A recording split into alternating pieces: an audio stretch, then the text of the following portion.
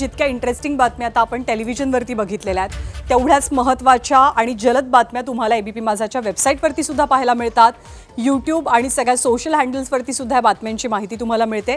वेबसाईटची trending बातमी आजची कोणती अभिजित आपल्याला माहिती देतोय। मार्च 2026 पर्यंत नक्षलवादाचं समूह उच्चाटन करणार असं अमित शहानी म्हटलेलं आहे। तर 1967 साली पश्चिम बंगालमधील नक्षलवारी या गावातून चारू मुजुमदार, कानू सन्याल यांनी एक उठाव केला आणि तो देशभर फोफावला। या 70च्या काळात उदयास आलेला नक्षलवाद आता अस्ताकडे जातोय, बंदुकीच्या गोळ्यांचा आवाज थांबतोय, विकासाकडे पावले पडतायत।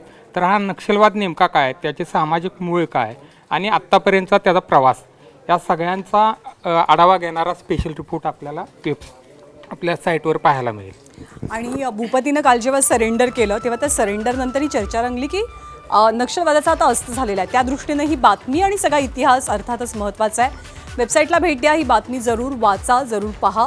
तुर्तास बुलेटिनमध्ये इतकंच। उद्या पुन्हा भेट होणार आहे, तोवर पाहत रहा एबीपी माझा।